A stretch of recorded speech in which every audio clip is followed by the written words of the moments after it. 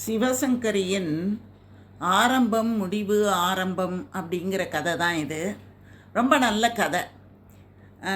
இன்றைக்கு இந்த கதையை நம்ம கேட்கும்போது என்ன முடிவெடுக்கிறது அப்படிங்கிறத கொஞ்சம் குழம்புற மாதிரி தான் இந்த கதை இருக்குது.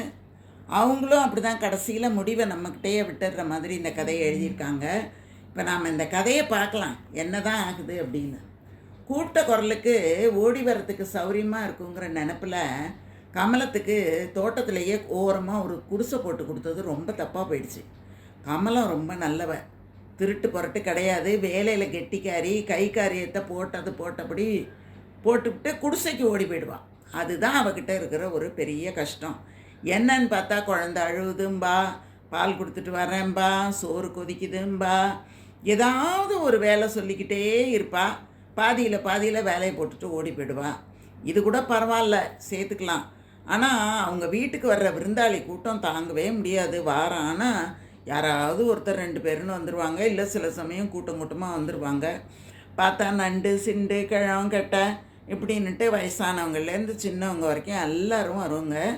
வந்து காரை எடுக்க முடியாதபடி கார் ஷெட்டில் உட்காந்துக்கும். வெத்தலையை மென்று அங்கங்கே துப்பும். வானர கூட்டம் மாதிரி மாங்காயை பறிக்குங்க, பூவை கிள்ளும், குழாயை திறந்து விடும். ஆனாலும் என்ன பண்ணுறது, ஆள் இல்லாத காடுங்கிற ஒரு அத்வானமான இடத்துல தான் ஊருக்கு வெளியில் ஒரு ஃபேக்ட்ரி காலனியில் வீடு. அந்த வீடு 1 ஏக்கர் இடத்துக்கு இருக்குது, பெரிய வீடு. அக்கம் பக்கம் பார்த்து பேசுகிறதுக்கு கூட யாரும் ஒன்றும் இல்லை, ஆளெல்லாம் ஒன்றும் அக்கம் பக்கம் கிடையாது. ஏன்னா ஒவ்வொரு வீடும் ஒரு ஏக்கராவுக்கு நடுவில் இருக்கிற மாதிரி பெரிய வீடுங்க. ஏதாவது அந்த தோட்டக்காரங்கிட்ட ஏதாவது பேசுனா யூனியனு அது இதுன்னு வந்துடுவாங்க. அதனால் ஒன்றும் பண்ண முடியல. எதுக்கு வம்பு, வீட்டை பெருக்கி தொடச்சி பாத்திரம் தேய்ச்சி துணி துவைச்சி வீட்டு வேலை செய்கிறதுக்கும் ஒட்டு மொத்தமாக யாராவது நல்ல ஆள் கிடைக்காங்களா அப்படின்னு பயந்து போனது நிஜம்தான். நல்ல காலம் கமலம் கிடச்சா. வீட்டோடு இருக்கணும், கூப்பிட்ட குரலுக்கு ஏன்னு கேட்கணும், சாப்பாடு போட்டு இருக்க வீடு கொடுத்து மாதம் 30 ரூபா தர்றேன், சம்மதமா அப்படின்னு கேட்ட உடனே கமலமும் சரின்னு சொல்லிவிட்டு இங்கே வேலைக்கு வந்து சேர்ந்து 6 மாதம் ஆகுது. சும்மா சொல்லக்கூடாது, கமலம் ரொம்ப கெட்டிக்காரி தான். பாத்திரங்களை நல்லா பளபளன்னு விளக்கி வைப்பா. துணியெல்லாம் துவைச்சி மடித்து வச்சான்னா அவ்வளவு அழகாக நேர்த்தியாக இருக்கும். கடைக்கு போகணுமா, மாவரைக்கணுமா, மிஷினுக்கு போகணுமா, தோட்டக்காரன் வராதனால காலத்தில் செடிக்கு தண்ணி ஊற்றணுமா, என்ன வேலைன்னாலும் பரபரப்பாக செஞ்சு முடிப்பா. ஆனால் அவ்வளோ வேலைக்கு நடுவில் நொடிக்கு ஒரு தடவை அவளோட அந்த குடிசைக்குள்ளே போயிட்டு வருவாள். கமலத்துக்கு அவள் இருக்கிற இடத்துல இருந்து ஒரு 5 மைல் தள்ளி இருக்கிற பிடாகம் தான் அவளோட ஊர். அவளோட புருஷன் நல்லா குடிச்சிட்டு ஒரு வண்டியில் போய் மாட்டிக்கிட்டு ஆக்சிடெண்ட்டில் செத்து போயிட்டான். அப்போ கமலத்துக்கு மூத்த பொண்ணுக்கு 6 வயசு, 2வது வயிற்றில் மாசமாக இருக்கா அவள். அதுக்கப்புறம் கட்டினவன் போனதுக்கப்புறம் என்ன பண்ணுறது அப்படின்னு தவிக்கும்போது தான் இங்கே வேலை கிடச்சி இங்கே வந்துட்டா. அன்றைக்கி என்னாச்சு, காலையில் தூங்கி எந்திரிக்கும் போதே கமலம் ஒரு பெருசாக சத்தம் போட்டு பேசுகிறது கேட்குது. என்ன விஷயம், எதுக்கு இப்படி கத்துறா? ஏய் கமலம், எதுக்குடி இப்படி 4 வீட்டு கேட்குற மாதிரி கத்துற? கொல்லை வாசலில் நின்று நான் அதட்டினோன்னே அவள் வேகமாக என்கிட்ட ஓடியாந்தா. பின்ன என்னம்மா, நேற்று பகலில் சோறு தின்னுட்டு படுத்த பிள்ளை எவ்வளோ நேரம்மா தூங்கும்? அது என்ன பேய் தூக்கமாது? ராவுக்கு சோறாக்குறப்போ இந்த சின்ன பொண்ணு சரோசா கத்துன்னு கத்திக்கிட்டு கிடந்தது. செத்த நேரம் தூக்கி வச்சுக்கடி அப்படின்னு எத்தனை தடவை கெஞ்சினேன், காதுலே வாங்கலையே.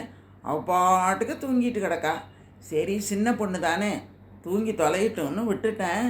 காலையில் நான் வேலைக்கு வர வேணாமாம்மா, அவளை எழுப்பி குழந்தைய பார்த்துக்கடி அப்படின்னுட்டு சொன்னால் எந்திரிக்கவே இல்லை.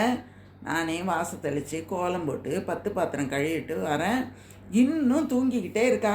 நான் என்ன பண்ணுறது, கழுத வயசாகுது, இப்படி தூங்குனா சரிப்படுமா அப்படின்னு ஒரு கத்துறா. சரி சின்ன பொண்ணு தானே விடு, ஏதோ தூக்கம் வருதோ என்னமோ. ஐயா வேலைக்கு புறப்பட போகிறாரு, வெளியூர் வேற போகணும், சீக்கிரம் வா வந்து வேலையை பாரு அப்படின்ன உடனே கமலம் வேலைக்கு வந்துடுறா. வேலை பார்க்குறா. 10 மணி.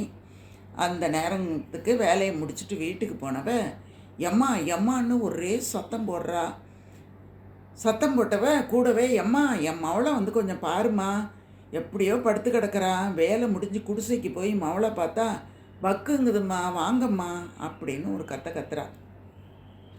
உடனே நான் என்ன பண்ணேன், எம்மாடி ஓட்டமாக உள்ளே ஓடி போய் நுழைஞ்சோடனே, எம்மாடி அம்மா வந்திருக்காங்க பாரு, ஏந்திரி தா உங்களுக்கு கண்ணை முடிச்சு பாரு. ராணி கிழக்கு மேக்கப் படுத்திருக்கா, நல்லா கண்ணெல்லாம் மூடி கிடக்கு. கமலத்தோட குரல் காதில் விழுந்தோடனே அப்படியே மலங்க மலங்க முழிச்சுக்கிட்டு உடம்ப ஒரு உருமிக்கிட்டு அப்படியே முறுக்கிக்கிறான். திரும்ப கண்ணையும் முடிக்கிட்டான். எம்மாடி தே ராணி அப்படின்னு உட்கார்ந்த கமலம் 2 கையாலையும் மகளோட தலையை தூக்கி உட்கார வைக்கிறா. ராணி டொம்முன்னு மறுபடியும் கையையும் காலையும் விரைச்சிக்கிட்டு அப்படியே உடம்ப திமிரி ஒரு உருமுறா. உருமிட்டு அப்படியே விழுந்துடுறா தரையில். என்ன இது, ஏன் இப்படி கிடக்கிறா, எதனால் இந்த விரப்பு, ஏன் இப்படி உருமுறா? அந்த நேரம் கமலம், என் மவளுக்கு என்னாச்சும்மா சொல்லுங்க, ஐயோ கையும் காலும் வாங்குதே, பேச்சு வரலையே, இப்படி கண்ணை திறக்காமல் கிடக்கிறாளே, நான் என்னம்மா பண்ணுவேன் அப்படின்னு ராகம் போட்டு கமலம் கத்துனோன்னே, சும்மா இரு கமலம், எதுக்கு கத்துற, சூடாக டீ போட்டு தரேன் குடு, சரியாயிடும் அப்படின்னு அதட்டிட்டு தொட்டு பார்த்தா ஒன்றும் ஜுரம்லாம் இல்லை. டாக்டர்கிட்ட அழைச்சிட்டு போகலாமா, 2 மைல் தள்ளி இருக்கிற இந்த டவுனுக்கு எப்படி இவ்வளோ அழைச்சிட்டு போகிறது? யோசனையுடன் வீட்டுக்குள் நுழைந்து எனக்கு தெரிஞ்ச டாக்டருக்கெல்லாம் ஃபோன் பண்ணேன். ஊரில் ஒருத்தர் கிடையாது, ஒருத்தர் மட்டும் தெரிஞ்சவர். அவர் என்ன பண்ணார், பூச்சிக்கடியாக இருக்கும், ஆன்டி அலர்ஜி டேப்லெட் இருந்தால் கொடுங்க, ஷி வில் பி ஓகே, முடிஞ்சால் நம்ம சாயங்காலம் பார்க்கலாம் அப்படின்னு சொல்லிட்டாரு. ஒரு இன்சுடால் மாத்திரையும் சூடாக ஒரு டீயும் எடுத்துக்கிட்டு கமலத்தோட குடிசைக்கு போனேன். அதுக்குள்ளே அந்த செய்தி பக்கத்து வீட்டு வேலைக்காரி மூலம் வெளியில் தெரிஞ்சு டீ கடை மாணிக்கத்தோட அம்மா முனியம்மா அங்கே வந்துட்டா. டீயையும் மாத்திரையும் நீட்டினேன். ரொம்ப பிரம்மப்பிரயத்தோட ராணியை எழுப்பி உட்கார வச்சு டீயை வாயில் ஊத்துறா கமலம். டீ உள்ளே போல கடவாய் வழியாக வழியுது. ஐயோயோ நான் என்ன அடி பண்ணுவேன், என் ராசாத்தியால் டீ கூட குடிக்க முடியலையே, எம்மாடி ஐயோ அப்படின்னு கமலம் வாய் விட்டு அழ ஆரம்பித்தா. அந்த நேரத்தில் அந்த முனியம்மா என்ன பண்ணா, கடகடன்னு ராணியோட கையை ஆட்டி அப்படியே பிரித்து பார்க்குறா. பார்த்துட்டு, ஏண்டி கமலம், நேற்று உச்சி பொழுதுக்கு களத்தண்டை போய் உன் மவ போனாளா, குளிக்க போனாளா? ஆமாம் ஐயா, பம்பு செட்டில் தண்ணி வருது, போய் குளிச்சுட்டு வரேன்னு போனா. அட போடி மூதேவி, எனக்கு தெரியுமே, நேற்று இவ குடத்தை எடுத்துக்கிட்டு ஆட்டிக்கிட்டு வயக்காட்டுக்கு கிணத்து பக்கம் போனதை நான் பார்த்தனே. அடி பாவி பொண்ணு, உச்சி பொழுதுக்கு யாராச்சும் சின்ன பொண்ணுங்களை கிணத்து பக்கம் அனுப்புவாங்களா? களத்து மேட்டில் புளிய மரம் இருக்குது, அதில் காற்று கருப்பு இருக்குடி. உச்சி நேரத்தில் தலையை சீவி பூ வச்சுக்கிட்டு உன் மாவை போனோன்னே சட்டுன்னு பிடிச்சிக்கிச்சு. என் ஆயுள்ள எம்மா பொண்ணுங்களை முனி பிடிச்சி நான் பார்த்துருக்கேன்.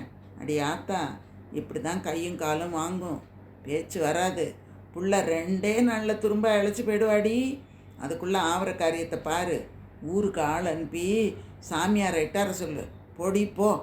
தனக்கு தான் எல்லாம் தெரிஞ்ச மாதிரி இந்த கிழவி பேசினோன்னே கமலம் வாரி சுட்டிட்டு எழுந்திரிச்சிட்டு, அம்மா நான் ஃபேக்ட்ரிக்கு போய் அங்கே வாட்ச்மேன் ஆளுக்கிட்ட சொல்லிட்டு வரேன், அவர் யாரையாச்சும் உடனே சைக்கிள் எடுத்துகிட்டு போக சொல்லுவார். எதுக்காக இப்படி அவசரப்பட்டுரு கமலம்? சாயங்காலம் டாக்டர் வந்து பார்க்குறேன்னு சொல்லியிருக்காருல்ல, 2 நாள் பார்த்துட்டு சாமியாருக்கு சொல்லி அனுப்பலாம். இப்போ முதல்ல மாத்திரை கொடுக்குற வழியை பாரு.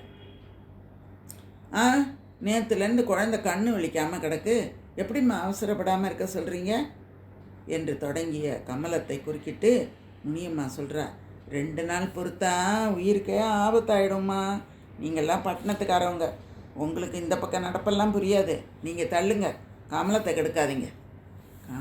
நான் கமலத்தை பார்த்தா கீழே கட்டையாக கிடக்கிற ராணியையும் பார்த்தேன். சொல்கிறத சொல்லிட்டேன், கேட்குறதும் கேட்காதும் அவங்க இஷ்டம். இனி நான் என்ன பண்ணுறது? ஆள் போய் விவரம் சொன்ன உடனே அன்னைக்கு சாயங்காலம் பிடாகத்துலேருந்து ஒரு சொந்தக்கார கூட்டம் ஊர் சாமியாரோட வந்துட்டுது. கொல்லை பக்கம் ஜேன்னு ஒரே ஜனங்க. என்னால் வாயை திறக்கவும் முடியல, உங்கள் பாடு எனக்கு என்ன அப்படின்னு விட்டேத்தியாக உட்காரவும் முடியல. நான் என்ன பண்ணேன், அந்த துணி துவைக்கிற கல்லில் உட்காந்துக்கிட்டு வேடிக்கை பார்க்க ஆரம்பித்தேன். ராணியை என்ன பண்ணாங்க, அலாக்கா தூக்கிட்டு வந்து வாசலில் படுக்க வச்சாங்க. சாமியார்னு ஒரு ஆள் இருந்தானே, 40 வயசு இருக்கும் அவனுக்கு. ஒரு சான் நீளத்துக்கு தாடி வச்சுருக்கான். தலையெல்லாம் சடை பிடிச்சி போய் கிடக்கு. 2 மணிக்கட்டுலையும் கருப்பாக புசு புசுன்னு ஒரு கயிறு கட்டியிருக்கான். இடுப்பில் நல்ல சாயம் போன ஒரு காவி துணியும் கட்டியிருக்கான். கழுத்தில் முடிக்கயிறு. நெத்தியில் காசு அகலத்துக்கு ரத்த சிவப்பில் குங்குமம். நெத்தியில் கண்ணில் ஒரு பெரிய அலட்சியம், முகத்தில் முரட்டு களை. இந்த மாதிரி ஒரு சாமியார் வந்து நிற்கிறான். காற்று கருப்பு அண்டி இருக்கா அப்படின்னு பார்க்குறதுக்காக வேப்பலையை ஒடிச்சு எடுத்துக்கிட்டு வந்து ராணிக்கு முன்னாலாம் அவன் நின்றுக்கிட்டான். 2 ஆண்கள் என்ன பண்ணாங்க, அந்த ராணியை தூக்கி பிடிச்சி நிற்க வைக்கிறாங்க. இவன் மொனன்னு என்னமோ சொல்லிக்கிட்டு உச்சந்தலையிலேருந்து கால் பாதம் வரைக்கும் பளீர்னு வேப்பலையால் பிளாஸான். 8 வயசு குழந்தை. ராணியோட கண்ணம், கழுத்து, உடம்பு எல்லாம் அடித்த அடியில் வரியாக அப்படியே கண்ணி போச்சு.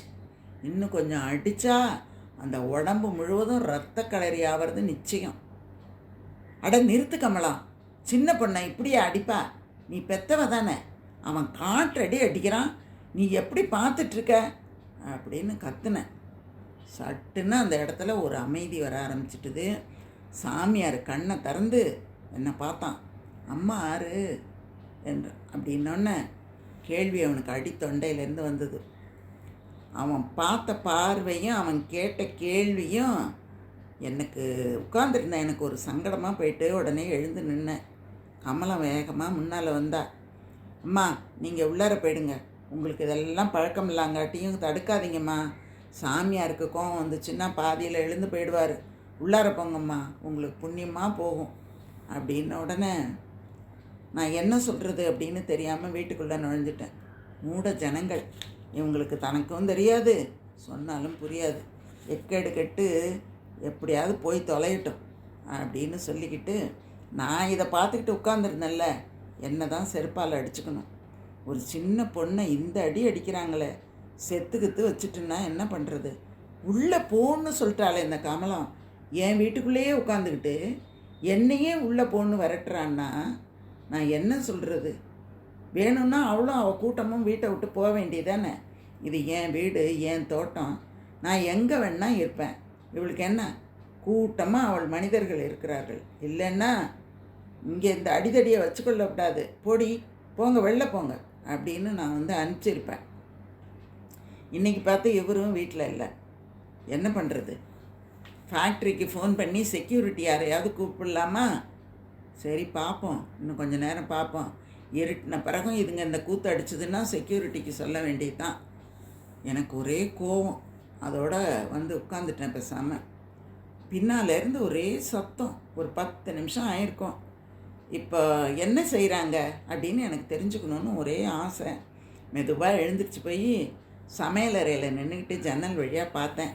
ஒரு வழியாக அமளி கொஞ்சம் அடங்கின மாதிரி இருந்தது. சாமியார் அங்கே ஒரு மனையில் கண்ணை மூடிட்டு உட்காந்துருக்கான், தியானமாக செய்கிறான். எனக்கு ஒரே சிரிப்பு. அவனுக்கு முன்னால் வெறப்பா ராணி, அங்கேயும் இங்கேயும் ரத்த கீறல்கள், சுற்றிலும் கமலம் மற்றவங்கெல்லாம் நிற்கிறாங்க. சாமியார் கண்ணை திறந்தான். ஆவேசம் வந்த மாதிரி ஒரு கத்தை.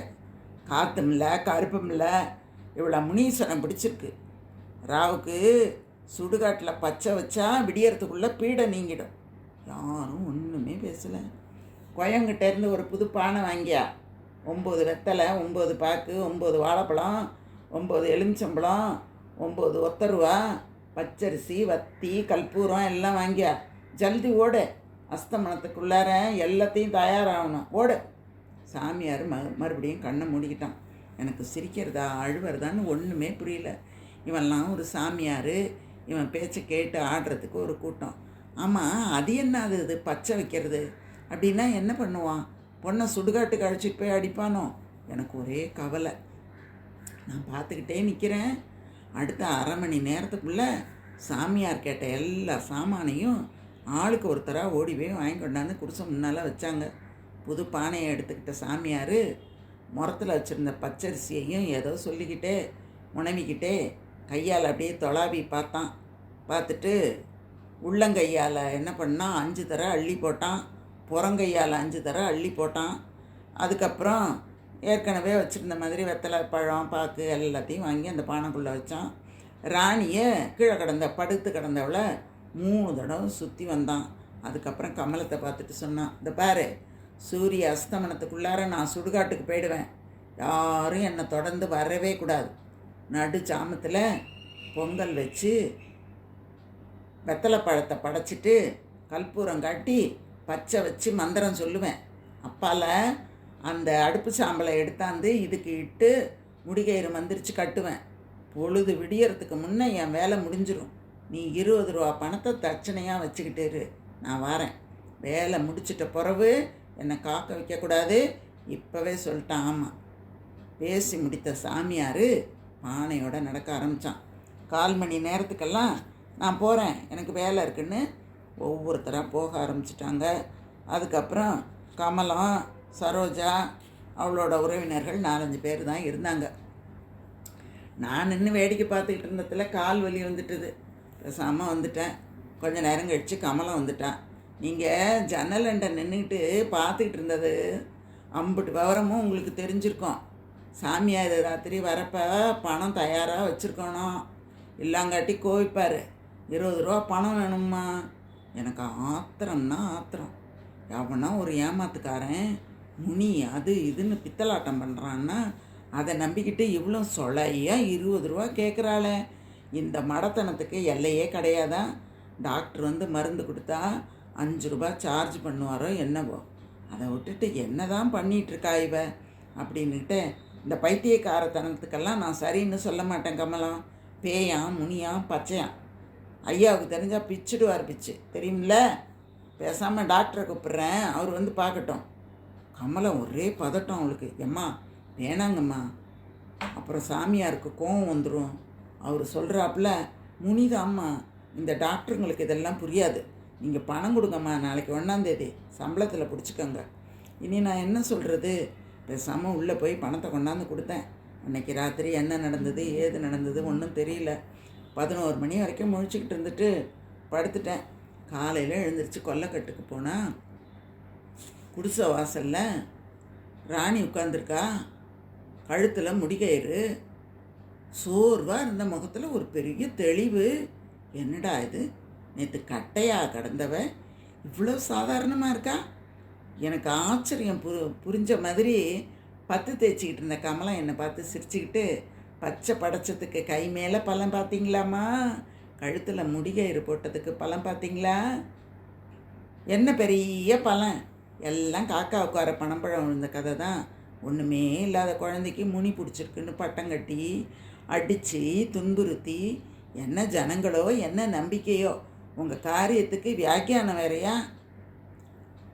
நான் பேசிட்டு விறுவிறுன்னு உள்ளே வந்துட்டேன். பகல் 1 மணி இருக்கும். கமலத்தின் குடிசை வாசலில் ஒரே பரபரப்பு. எட்டி பார்க்குறேன், சமையலறை ஜன்னல் வழியாக பால் ஊற்றுற வடிவேலு தலையில் அடிச்சுக்கிட்டு பேசுகிறான் சத்தமாக. என்ன பேசுகிறான் அவன் அப்படின்னு பார்த்தா, இந்த பேமானி பையன் எப்படி கேவலமாக நடந்துக்குவேன்னு நான் கண்டேனா, பொழுதோட மாடுகளை மேய்ச்சிட்டு வாடான்னு அனுப்பின பையன் சுடுகாட்டுக்கு போவான்னு நான் கண்டேன். இல்லை, அங்கே நேற்று பச்சை வச்ச பழங்களை பொறுக்கி சாப்பிடுவான்னு கண்டனா. கோவால் ஓடியாந்து, மாமா மாமா, உன் மவன் பச்சைக்கு படைச்சதை தின்னா என்னன்னு கேட்டுக்கினே தின்னான். இப்போ 1/2 மணி நேரமாக பேச்சு மூச்சு இல்லாமல் கிடக்குறான்னு சொன்னப்போ எனக்கு ஈரக்கொலை ஆடி போச்சு. ஆத்தாக்காரி அங்கே என் மவனை பார்க்க ஓடியிருக்கா. நான் இங்கே ஓடியாந்தேன். சாமியார் எங்கே இருப்பார் சொல்லு கமலம். உடனே அவருக்கு ஆளை அனுப்பி பையனை பார்க்க சொல்லணும். எல்லாம் என் போராத வேலை. வடிவேலு பேச பேச எனக்கு ஒரே அதிர்ச்சியாக போச்சு. ராணி மேலே முனி வந்தது பொய்யின்னா, அதை விரட்ட சாமியார் பச்சை வச்சது ஏமாத்து வேலைன்னா, அந்த வெத்தலை பழத்தை சாப்பிட்ட ஒரு பையன் திடுமுன்னு என் பேச்சு மூச்சு இல்லாமல் ஆகணும் அப்படின்னா, இந்த முனி கிணின்னு சொல்கிறதெல்லாம் உண்மையா? இல்லை காக்கா உட்கார பனம்பழம் அடுத்து 2 தடவையாக விழுந்தது? எதை நம்புறதுன்னு எனக்கு புரியலை. திடீர்னு கமலம் வந்து, என்னம்மா இப்போ என்ன சொல்கிறீங்க? அப்படின்னு கேட்டால் நான் என்ன பதில் சொல்கிறது அப்படின்னு எனக்கு ஒரு எண்ணம் தோணுனோன்னே நான் அவசரமாக ஜன்னல்ல இருந்து நகர்ந்துட்டேன் அப்படின்னு இந்த கதையை அவங்க முடிக்கிறாங்க. இப்போ நாம் இதெல்லாம் மூட நம்பிக்கைன்னு விட்டுட்டு போகிறதா, இல்லை இதெல்லாம் இருக்குங்கிறத நம்புறதா? ஆனால் உளவியல் கருத்துப்படி என்ன சொல்கிறாங்க அப்படின்னா, மனதினாலே பாதிக்கப்பட்டது தான் இது காட்சியாக சில சமயங்களிலேயும் கனவுகளாக சில சமயங்களிலேயும் வெவ்வேறு வடிவங்களில் நமக்கு தோற்றமளிக்கும் அப்படின்னு மனோதத்துவம் படித்தவங்க சொல்கிறாங்க. ஆனால் நமக்கே தெரியாமல் உலகத்தில் எத்தனையோ பிரச்சனைகளும் எத்தனையோ தீர்வுகளும் எத்தனையோ நிகழ்வுகளும் நடந்துக்கிட்டு தான் இருக்குது.